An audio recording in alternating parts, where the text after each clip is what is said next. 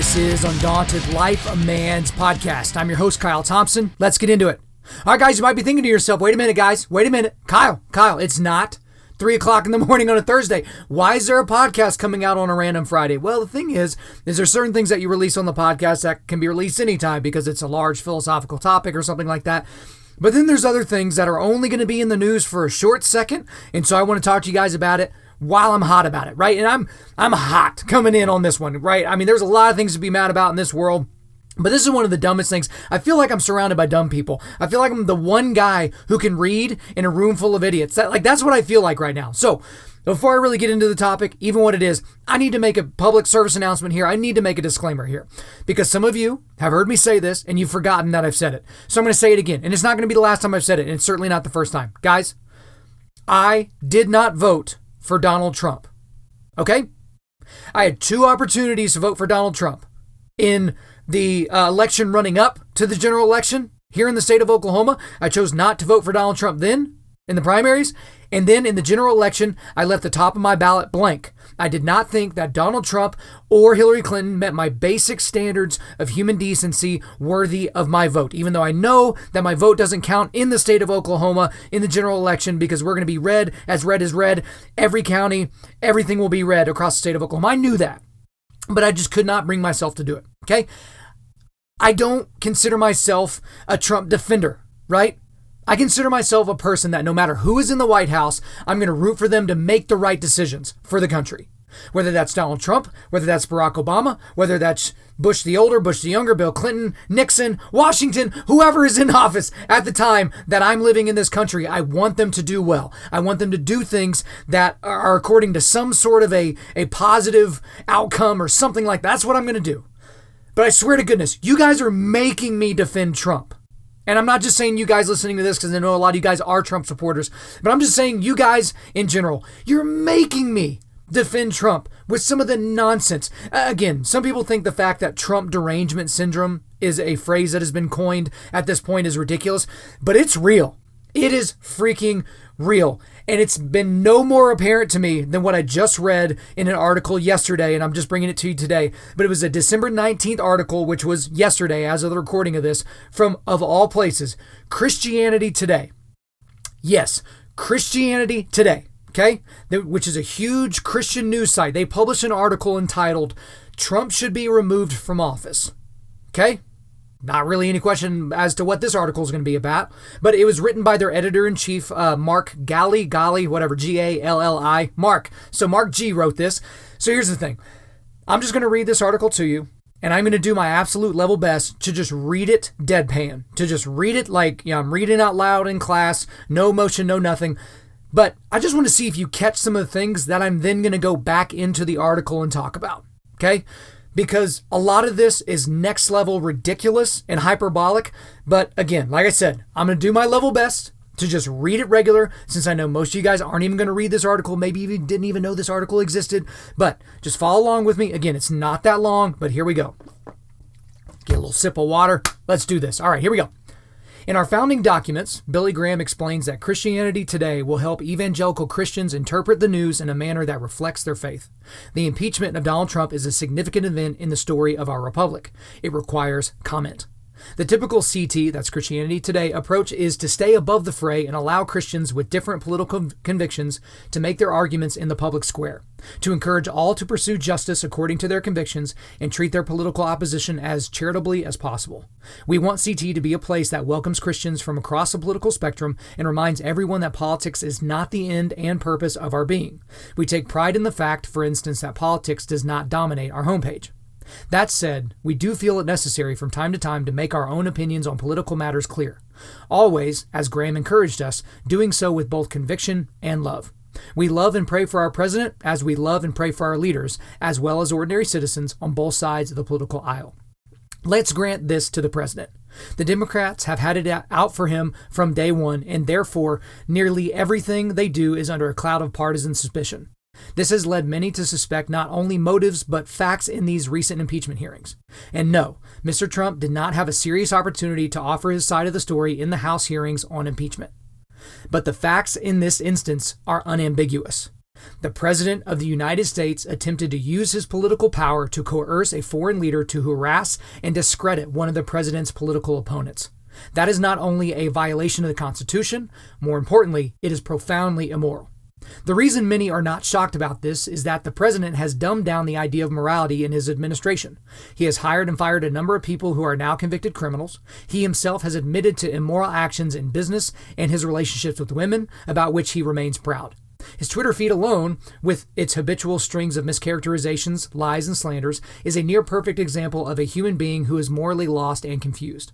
Trump's evangelical supporters have pointed to his Supreme Court nominees, his defense of religious liberty, and his stewardship of the economy, among other things, as achievements that justify their support of the president.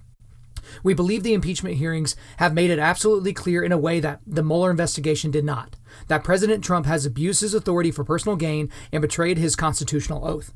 The impeachment hearings have illuminated the president's moral deficiencies for all to see.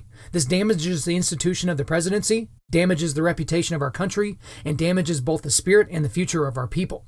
None of the president's positives can balance the immoral and political danger we face under a leader of such grossly immoral character. This concern for the character of our our national leader is not new to CT. In 1998, we wrote this, quote, "The president's failure to tell the truth, even when cornered, rips at the fabric of the nation. This is not a private affair. For above all, social intercourse is built on the presumption of trust.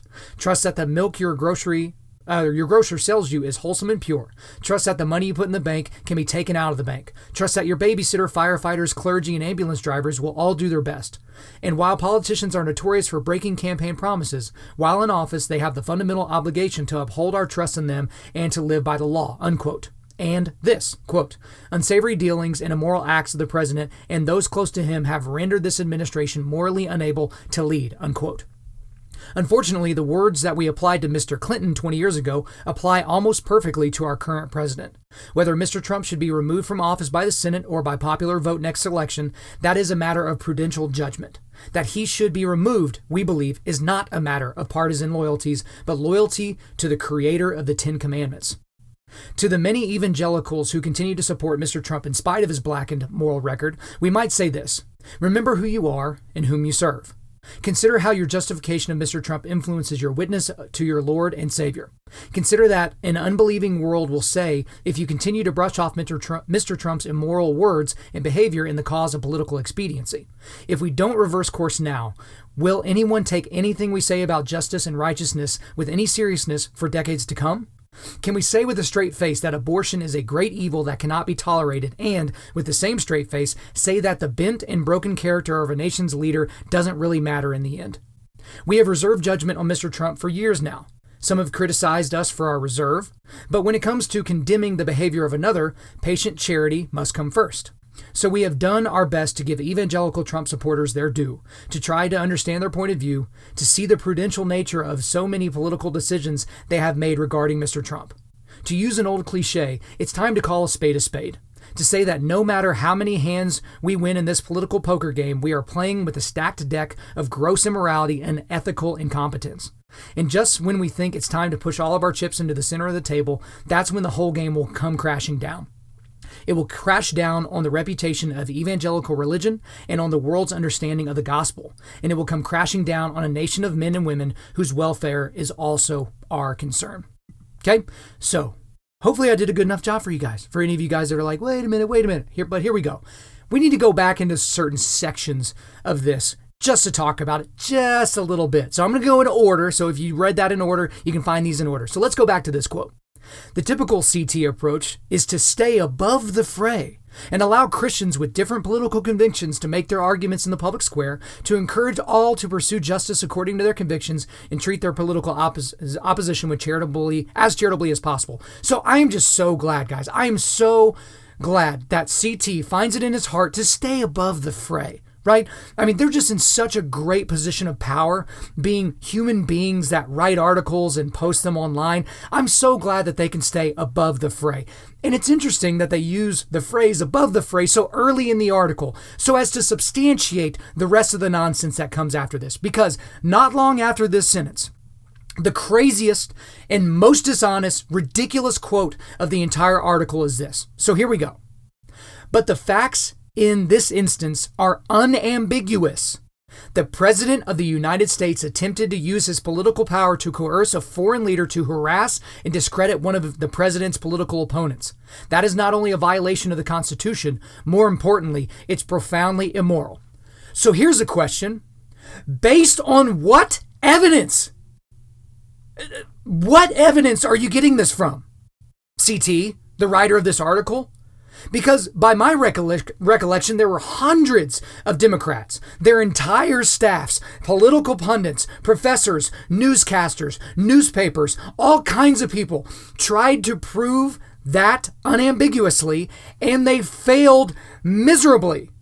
That is why all the polling for President Trump right now is surging everywhere, including all the battleground states, because we've been watching this nonsense in the House of Representatives for weeks now, and it's clear that they don't have the goods. They just don't. And here's the main evidence to prove that I'm right. The two articles for impeachment that were voted on by the House, right? And they convicted Donald Trump in the House of Representatives on these two articles. Neither of them are even crimes, right? None of them are crimes. The only thing that they ever brought up that could be considered a crime is bribery. And yet they didn't even charge him with bribery. And here's a little tidbit before I go back into the bribery thing. Remember when we heard quid pro quo all the time? I guarantee you there for like 24 hours in a row, you heard quid pro quo more in that 24 hours than you've ever heard it in your entire life. And yet the Democrats started to change their vernacular to be bribery, bribery, bribery, bribery. That's what they said every time they had a microphone in front of them was bribery. Do you know why they did that? Well, lo and behold, in these battleground states, these purple states that they need to win to get the White House back in 2020, whenever they said the phrase quid pro quo, most people don't know what that means. And that doesn't make them stupid. We can't know everything. Most people don't know what that means. And so they did study groups to see what words resonated more with people when it came to President Trump. And the one word that resonated more with everybody, because it's easy to understand and we all have some sort of an idea of what it is, was bribery. And so they started saying bribery. Isn't that interesting? In battleground states, they started using a word that would attach a negative connotation to somebody, right? Bribery. But after all of the evidence was presented, after everybody came to the microphone in their best suit and whatever the thing was, they didn't even charge him with bribery. And bribery is an actual crime. It's actually on the books because they didn't have the evidence. They didn't have the goods. So I go back to this quote. How in the world does the editor-in-chief at Christianity Today somehow surmise from all of that the guilt of our president was proven unambiguously? How is that even possible? Again, I feel crazy supporting this man who is so clearly a boob in many ways and immoral in others. Like, I get it. But what are you talking about? The guy that wrote this article, what in the world are you talking about? Did you watch the same hearings that I did? Because it's as if a writer from the New York Times wrote this. They're so desperate to smash Trump. But to say that unambiguously this was proven is absolutely baseless and absurd. It's crazy. But let's keep going. The next quote I want to give you is this one. We believe the impeachment hearings have made it absolutely clear, in a way that the Mueller investigation did not, that President Trump has abused his authority for personal gain and betrayed his constitutional oath. Again, based on what? Based on what? Do you have some evidence that we don't all have? Did they send a special report to Christianity Today that they haven't quite released yet? Based on what? Because here's the thing about Donald Trump. Because again, like I told you, I'm always rooting for the president, whether they're wearing a red tie or a blue tie. I'm always rooting for the president. But the thing about it is every time there's one of these quote unquote scandals about Donald Trump and he comes out on the other end, on the other side of it, unscathed, I like him more. We spent 2 years with them trumpeting on CNN and MSNBC and the Washington Post and New York Times and LA Times, this Russian conspiracy, and Mueller was going to get to the bottom of it. They were selling candles with his image on it because he was going to save the republic. And they didn't find anything. They didn't find anything that was nefarious, any of the things that they claimed that they were going to be able to find. They didn't find it. And so it's like, and then now we've got this thing. And the whistleblower that everyone's kind of forgotten about, this is a person that has befriended the Bidens, who had been friends with the Bidens, who is obviously a partisan, maybe even a political hack, and that's the source of the whistleblower complaint, and we can't even question this person? What? What are you talking about? But again, the main point here is, what does the editor-in-chief of Christianity Today have that we don't? It makes no sense. Another quote here. The impeachment hearings have illuminated the president's moral deficiencies for all to see. I just got to be honest, and you Trump people, you're going to hate me for saying this, but was that ever in question? Was it ever in question that President Trump is not a moral guy? On his third marriage, probably had a few love children, may have paid for an abortion or two. Like, I'm not claiming that. I have no evidence of that. But with a guy that has as many, ramblings and stuff that he's done with women, can you imagine that didn't happen? It's just kind of one of those things. This is not a highly moral person. Like, why would you even need to point that out? And again, some of you would be like, well, that's the entire point of the article. But you don't, take someone out of office because they're an immoral person. If someone were to divorce their spouse while in the White House because they cheated on them, like, you're not going to impeach them for that. And don't talk to me about Bill Clinton. He wasn't impeached because he took advantage of an early 20s intern in the White House and had sex with her. That wasn't in question. It was that the fact that he lied to Congress about it, right? Next quote here. This damages the institution of the presidency, damages the reputation of our country, and damages both the spirit and the future of our people. What does that even mean? The future of our people? Will Americans cease to exist if Donald Trump is not removed from the White House? What in the world are you talking about? Hyperbolic much? Get out of here. Next quote. Unfortunately, the words that we applied to Mr. Clinton 20 years ago apply almost perfectly to our current president, except for the fact that there was actually evidence to convict Clinton in the Senate. They had the goods. He lied. A lot of people don't care about the fact, even though I do, they don't care about the fact that he used his position of power and influence to probably take advantage of an early 20s young lady. Now, she was a grown woman. She could make her own decisions, but you can't tell me the fact that it was the president of the White House pulling down his pants after he unzipped it and let his wiener fall out, that didn't have something to do with it. The fact that it was in the Oval Office. Get out of here. But he lied about it. He lied to the American people and he lied to Congress. That's perjury. It's freaking illegal. He could have been removed from office, but he wasn't. But he could have. But to say that this perfectly applies in the same way to our current president, based on what standard? Like, again, what evidence do you have that we don't have? Next quote. It doesn't get worse. Like, I feel like my voice is going to go before my brain does, but here we go. Next quote. Whether Mr. Trump should be removed from office by the Senate or by popular vote next election, that is a matter of prudential judgment. That he should be removed, we believe, is not a matter of partisan loyalties, but loyalty to the creator of the 10 Commandments. What in the actual F are you talking about? What in the world are you talking about? So, it is a matter of loyalty to God that we remove Donald Trump from the presidency of a singular country in the world that God created. We must be loyal to God, and in order for us to do that, follow the flow chart. Yes, we have to remove Donald Trump from office. You have not made the point and not given the evidence that would lead to that outcome. What are you talking about? Nonsense. This is all nonsense. And it doesn't get better. They keep going. To many evangelicals who continue to support Mr. Trump in spite of his blackened moral record, we might say this. That's so cute. We might say this as they're saying it. But here we go. Remember who you are and whom you serve. Consider how your justification of Mr. Trump influences your witness to your Lord and Savior. Consider what an unbelieving world will say if you continue to brush off Mr. Trump's immoral words and behavior in the cause of political expediency. If we don't reverse course now, will anyone take anything we say about justice and righteousness with any seriousness for decades to come? Guys, so if anyone from Christianity Today is listening to this, I'm sure you're not listening to it still, but maybe, who knows? You could literally say the same thing about any human being ever. I would ask you this. What is the difference between supporting a political candidate and supporting your favorite movie star? Or singer? Or quarterback? Or anything like that? The only difference is we don't vote for our favorite movie stars, singers, quarterbacks, and whatever. We don't vote for those people. You might wear a shirt with their face on it. You might wear a hat with their name on it. You might do one of those things, but we don't vote for it. That's literally the only difference.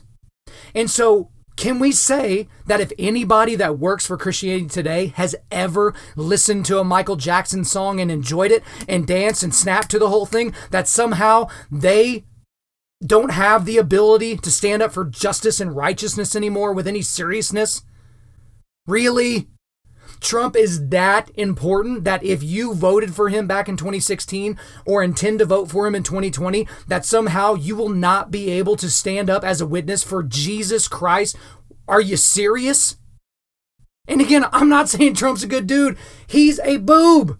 He says dumb things. I think he might be stupid when it comes to a lot of things. He's good at some things and he's bad at some things. He seems to be a moron when he talks. He can't spell right sometimes. He capitalizes words on Twitter that don't need to be capitalized. The dude's annoying. He's also hilarious. But to say that he's this important, that we, if supporting him, if we support him, that this is going to be the end of the Christian witness in America.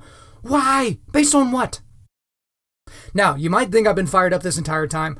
This quote I'm about to say about made my head explode, and it's making other people's heads explode because they don't understand why people are looking at it negatively. So here's the quote. Can we say with a straight face that abortion is a great evil that cannot be tolerated, and with the same straight face say that the bent and broken character of our nation's leader doesn't really matter in the end?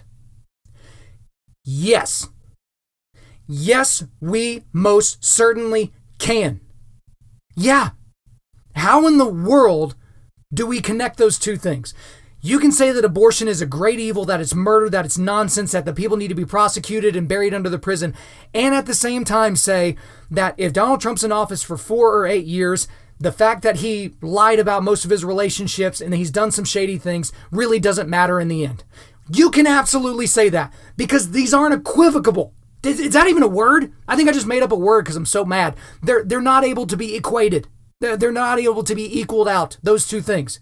Yes, you can say that at the exact same time with the same straight face. And I can't remember who said it because I didn't actually see the quote, but some political pundit on Twitter or on their podcast or something like that said, yes, you can absolutely vote for somebody that is against abortion and that they've also cheated on their spouses. Yes, you can absolutely do that. Now, where you would be wrong is to say, yes, abortion is a great evil. And you know what? If you cheat on your wife, it's no big deal because I like the way you sound at rallies. Of course, but no legitimate thinking person would ever say something ridiculous like that. They just wouldn't do it, right? But again, to say that I just don't even understand. I don't even understand how they get to this point. Like, what do you have to do? How much do you have to hate somebody to write this article? And to write that, because this article wasn't even about abortion. Like, the March for Life isn't going on. There's not some challenge to Roe v. Wade that had just come to the forefront. But to say that you can't talk about the evils of abortion if you support President Trump, based on what? Again, how many times, play a drinking game, how many times does Kyle say based on what? You have to take a shot. But at the same time, what exactly are you trying to prove by saying that? Because you're making equal abortion and the things that are therein and the fact that Donald Trump has a very dubious relationship with the truth. But again, this entire article, because that's the last quote I'm going to do from the article, the entire article is about the impeachment of a sitting president, which technically, funny enough, if Nancy Pelosi, the House Majority Leader, if she doesn't send the articles of impeachment over to the Senate, he's technically not even impeached. That's something you're not going to hear about on the news very much. He's not the third president to be impeached so far because the articles have to go over the Senate for trial for it to be an official impeachment in the House. Until that happens, it's not even technically an impeachment. But let's just assume most people don't know that and they don't even care and they're going to say he's the third president that's ever been impeached, blah, blah, blah. The entire article is about him being removed from office because of what he talked about on the phone with President Vladimir Zelensky of Ukraine. And they spent months and months and millions of dollars investigating it and trying to figure it out and bringing up this person with their point of view and that person that was supposed to have knowledge, and nothing ever happened. They didn't have the goods. Am I saying that it was a perfect phone call? That there was no expectation on the phone call? No, but here's the other thing that the editor-in-chief of Christianity Today is assuming. They assume that they know the intent of another human being. Because you can read the transcript and read into it whatever you want. You can read into it nefarious things about Trump's demeanor and whatever, and you could read into it innocent things because you love Trump. But to assume that you know the difference because you're the editor-in-chief of Christianity Today, it makes no sense. It's ridiculous. But before I let you guys go, I got a lot of random quick thoughts that I'm just going to throw at you. I promise I'm done ranting here very shortly. The first thing I got to throw out there, this was a clickbait article, and they knew that. CT knew that from the beginning. This was clickbait. But the thing about it is you wait until now to post it. You wait until 3 years into his presidency, and now you want to pile on because your buddies over at the New York Times and your buddies down at the DNC, they've given you permission somehow now. And you put it under the auspices of, no, we wanted to give evangelicals a long runway to think about, why they're supporting Donald Trump, even with all his foibles. And we don't like taking editorial stances on politics, and we're really proud. Give me a break, freaking losers. Next thing, can they pat themselves on the back any harder? These people at Christianity Today, they're just, oh man, we're above the fray, but we had to come down out of the clouds and descend onto humanity to basically protect them from themselves. Yeah, awesome. Thanks a lot, guys. You really protected us on this one. The next thing, it's clear that Christianity Today and its employees, they have an axe to grind with Donald Trump. And again, I'm not a huge supporter of this guy, and there's a lot of things not to like, but this read like a jaded ex-girlfriend wrote it. One that, went to journalism school, but jaded nonetheless. The next thing is it's really, really important to call balls and strikes with guys like Donald Trump. And with everyone, with that matter. If you're going to be intellectually honest, you should be able to call balls and strikes. Hey, he said this was wrong, I don't agree with it. Hey, he said this was right, I agree with it. And one of the good examples for me, I go back and I've talked about this before, Barack Obama was president of our country for 2 terms for 8 years. I did not vote for him each time. I voted for McCain and I voted for Romney, right? But he was my president. The moment he was elected, I didn't understand when I was in college when people said, oh, George W. Bush isn't my president. It's like, well, are you a U.S. citizen? Well, yeah. Well, then, yeah, that's an easy flow chart. He is your president, right? What exactly are you talking about? He's your president. So Barack Obama was my president, and I disagree with almost everything that he did. But there were certain things and certain positions that he took that I'm like, yeah, I can get behind that. Call balls and strikes. It's not all one way or the other. And that's the other thing is politics, just like life, is very rarely a zero-sum game. Right? Trump can do some things that you like. And if Trump did it and you like it, and when Obama did it, you hated it, you're being inconsistent. If when Obama did it, you liked it, when Trump does it, you hate it, that's inconsistent. You can't be that way. You have to be down the middle. You have to call balls and strikes. But again, this isn't a zero-sum game. I mean, most people are kind of good with some of the things that Trump's doing, some of the benefits that they're getting from the society, that the Trump administration, which goes far beyond the orange man, like the entire administration. But at the same time, like, it's not as if we've got to get him or we got to get him out. This idea that it's a zero-sum game, that we can either support Trump or we can have a good Christian witness is absurd. Either we can be anti-abortion, but we would also at the same time have to be anti-Trump. That doesn't make any sense. Like, it's not a zero-sum game. Here's another thing. Supporting Trump as a candidate does not mean that you support all of his foibles and all of his immoralities and everything that he's ever said. Because, duh! You can support a candidate and be like, yeah, that was pretty stupid.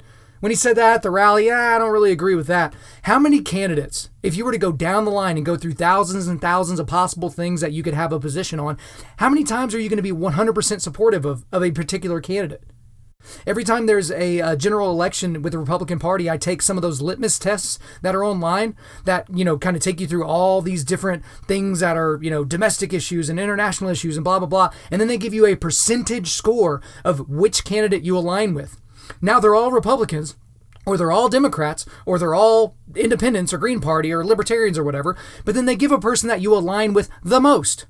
In the most basic ways. I either like this or don't like this. No nuance in those things, right? It's just basic down the middle.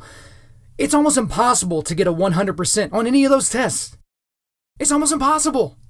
So even the people that you support the most, that doesn't mean you support everything they've ever said and everything they've ever done.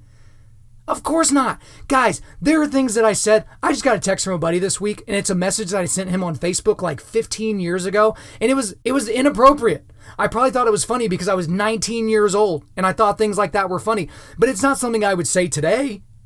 And if you guys were to see that message or hear something that I said when I was in ninth grade or hear something that I believed when I was 14 years old or something like that, you probably wouldn't be a huge fan of it. And guess what? That's why we evolve as people. We get better, we get smarter, we make better decisions. I don't care if people flip-flop on issues. I care if they flip-flop, just for political gain. That doesn't make a lot of sense, right? But at the same time, this idea that you have to support someone in everything that they say is ridiculous. So if you're an always Trumper, that doesn't make any sense. If you're a never Trumper, that equally makes no sense, right? You don't have to support everybody, even if you support what they like or what they do, right? Another thing is articles like this would have made the founders of our country absolutely sick. And the biggest reason is because the president of the United States was never supposed to be this powerful and impactful. Never. There's this outsized importance that the president has now. And I don't know that we can take that back to a single moment where this is where the whole thing broke down or whatever the situation may be. But this is not how it was supposed to be. Because guess what?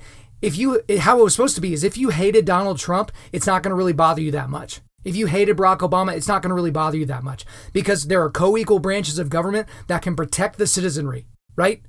So if they make a bunch of bad decisions, that's like, there's people close to me that live near Fort Sill down in Lawton, and they actually say stupid things like, all this tweeting and all this whatever, Trump's going to get all these boys killed out here. What are you talking about? You think Trump can just unilaterally send thousands and thousands of men to their death in a useless, desolate area? No, you can't do that. That's not something that can happen. People are like, do you really want Donald Trump to have the nuclear codes? I don't care if he has the nuclear codes, because guess what? He can't tweet out the nuclear codes and shoot off nukes at some random country. That's not how this works. What is wrong with you people? How can you be this stupid? How can you possibly be this stupid? But last thing, so I can be done ranting and go drink a Gatorade. Guys, if you think that one man can destroy America, you're a moron. If you think any person, Democrat, Republican, Libertarian, anything, can destroy America, you're stupid. You're a dum-dum. It's not possible. Now, will people look at us differently? Sure. People respected us when George W. Bush was in office, but then towards the end of his tenure, he was getting crushed by the media as an idiot and as a warmonger and all these things, and then we didn't look great to the world stage. Then Barack Obama came out, and he goes on this tour of the world, basically apologizing for the fact that America's so awesome, and people started liking Americans more overseas, which who freaking cares about that? But then Americans didn't feel as good. They cut the military, we didn't feel as safe, whatever the situation might be. And now Donald Trump's in office, and people make fun of us from other countries, at which point I say, who freaking cares? We live here. I don't care what somebody in Greece thinks about what's going on in America. I don't care. As an American, I don't care. I care about what's happening in this country right now in this exact instance. But the idea that electing one candidate and getting one candidate wrong can ruin an entire republic is absolutely asinine. And the same thing is true, guys. If you're one of those people that lives and dies with local elections, you're electing the dog catcher or the sheriff or even a senator or something like that, and you think that's the be all end all. And if we elect the wrong person, it's going to be into this school district, it's going to be into this town, it's going to be the end of the state, it's going to be into the world. It's just not. It's not. When we have this outsized view of importance, we diminish the size of God and his ability to intercede. Now, you might also say that God will give us over to our sin and all those things. He's done that before. We see that in the Old Testament. And I get it. I'm with you. I understand. But articles like this do nothing, because this article was immediately shared by everyone on the left, Democrats, atheists. Those people loved this article because they can say, see, Christians even don't like Donald Trump anymore. But again, it's not going to matter in the end. The fact that Donald Trump is a boob and immoral in a lot of areas in his life, it really doesn't matter in the end. Christianity today, it doesn't matter in the end. And do you know why? Because Jesus wins. Because his blood covers all. And we're not going to even be talking about this week in politics 30 years from now. He's going to be a footnote in some sort of a quiz bowl thing at some local bar. We're not going to be talking about it. The Republic will not be over. Okay? Guys, we made it. 35 minutes of ranting. I think that's a new record. But before we let you go, we are going to do a quick resilience boost. As you know by now, we are a men's ministry and our mission is cultivating manly resilience. And specifically, we do that by providing content that forges spiritual, mental, and physical toughness, just like this podcast. And guys, we normally just release them every Thursday morning. This was a special instance. And so what I'm giving you today is this stupid article. So if you would like to read this stupid article, feel free to go ahead and do it. They've already gotten a bunch of clicks, which was their point from the beginning. So you might as well give them a few more. Guys, thanks as always for listening to the podcast. We really do appreciate it. If you would, please subscribe on iTunes, SoundCloud, Spotify, or Google Play and refer your friends to listen and share this on social media. Guys, if we deserve a 5-star review, please leave us one and leave us a few sentences letting us know why you like the content. I'm currently booking speaking engagements for the entirety of 2020. So if you want me to come speak on your podcast, at your men's event, at your camp, at your company, just let me know. info@Undaunted.Life. Again, the email is info@Undaunted.Life.